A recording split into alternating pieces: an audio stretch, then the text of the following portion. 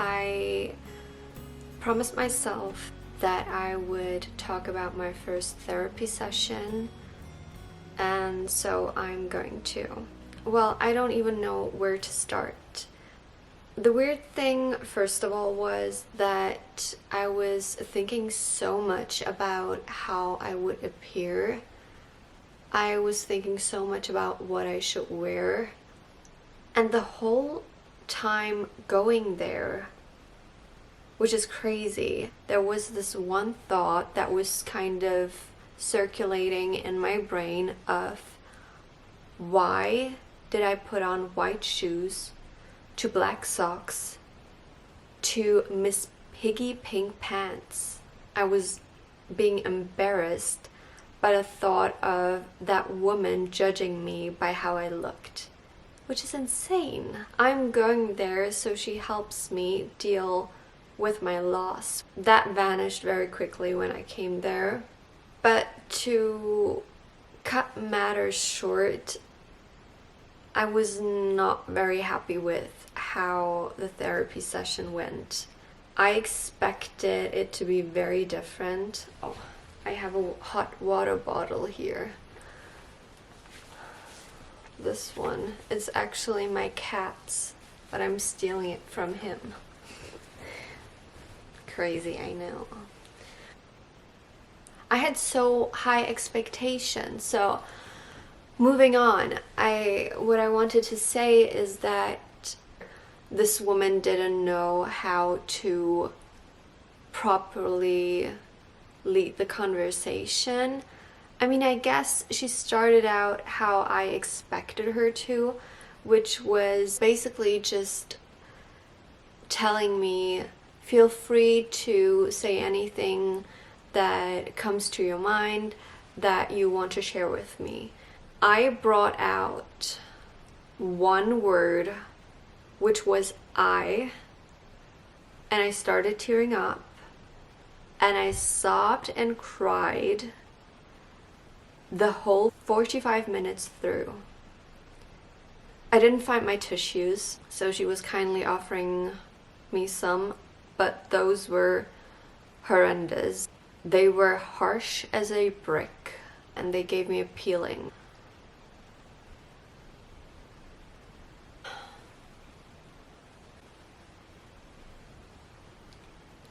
She was asking me questions like, and how do you think you can work with this? And what do you think would help you?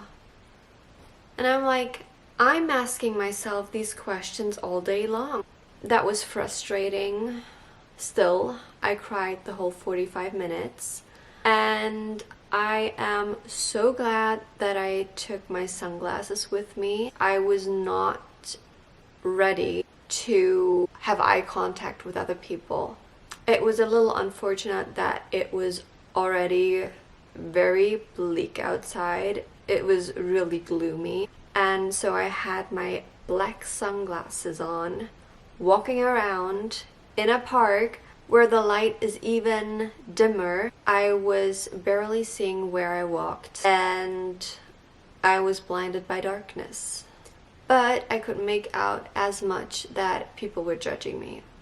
But actually, that I don't care. I just didn't want people to see me so vulnerable.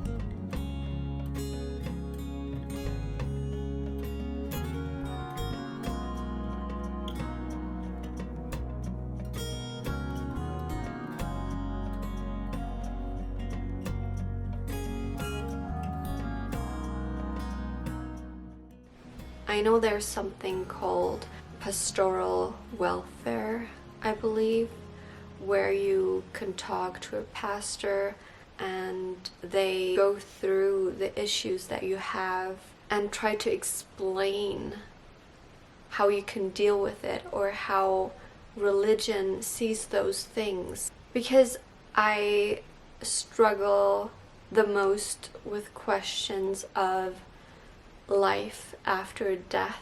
I'd like to know from a religious viewpoint, what that would be, and maybe that can ease some of the pain, or I can look at my mother's passing in a more peaceful way. I still cannot believe the fact that she's no longer here.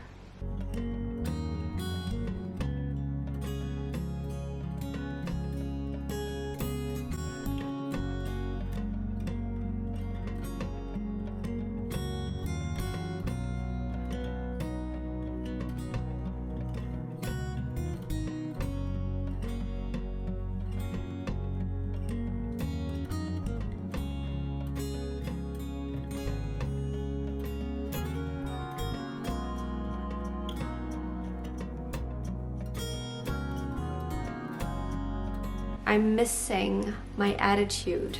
I want my attitude back. I don't like the fake it until you make it. I don't like it at all.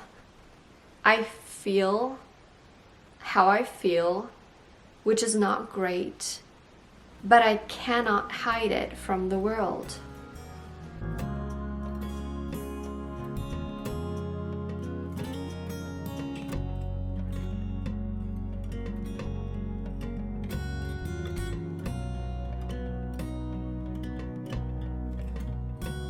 That doesn't mean I'm not skeptical.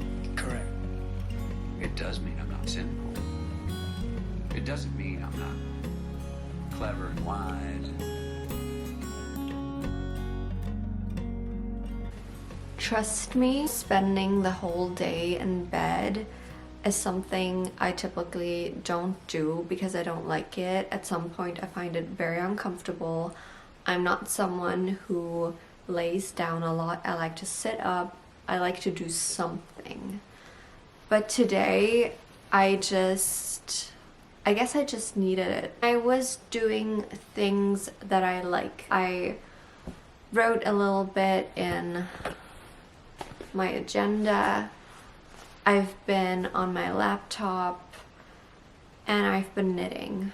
I've been trying to finish the second end of what is supposed to be a scarf somewhere in the future. I'm going to show you. I came pretty far.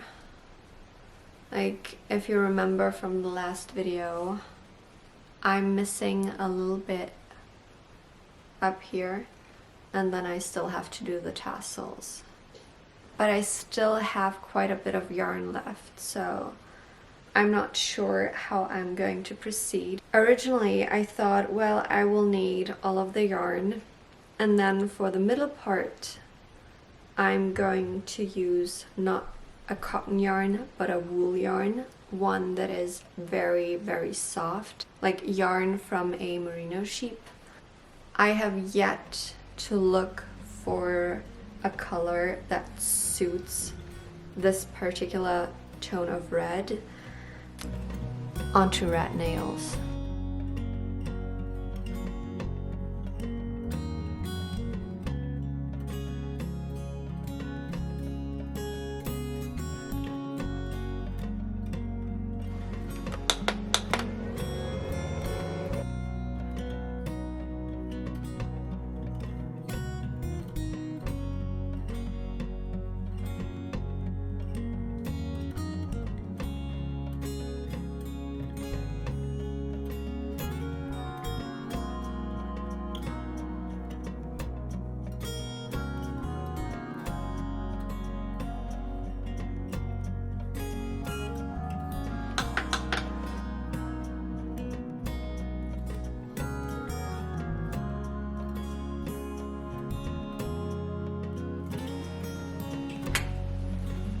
I was actually a little bit scared that I would spill my nail polish all over my bedding. It went well. I'm happy. They don't look perfect, but they don't have to. It's a nice home manicure. And I think it is really nice staying at home, getting cozy, and then doing your nails on your own. Like I said, they're not perfect, but they don't have to be. I find too perfect nails oftentimes look very misplaced. I am already getting so incredibly tired, but I just want to finish this end of the scarf. I don't think I will get to do all of the tassels.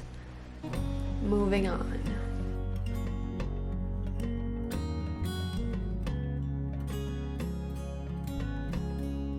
I always have to look at my instructions, otherwise, poor soldier down. Uh-oh.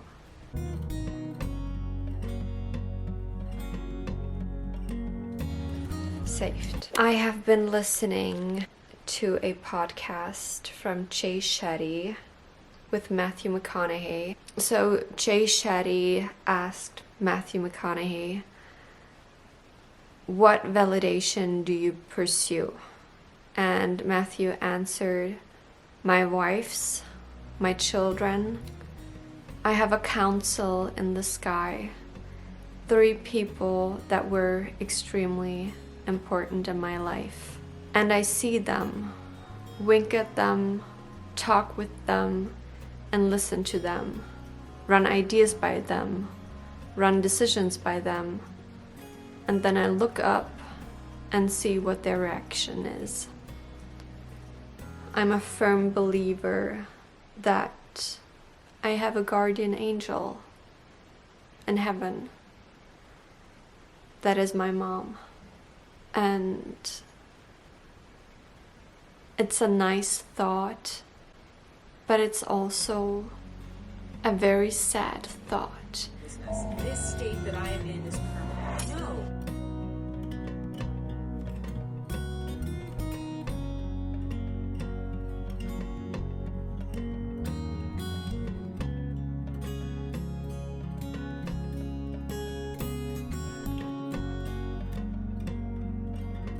If you just focus on that, that's going to burn you out and it's going to exhaust you.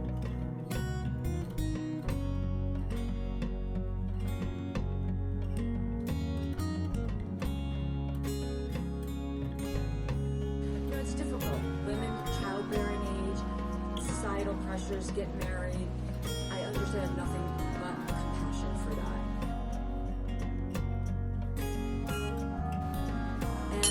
We're meant to kind of get it wrong.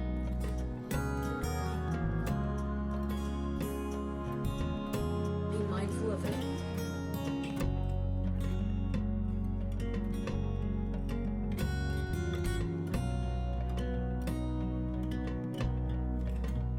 You have to be willing to be brave.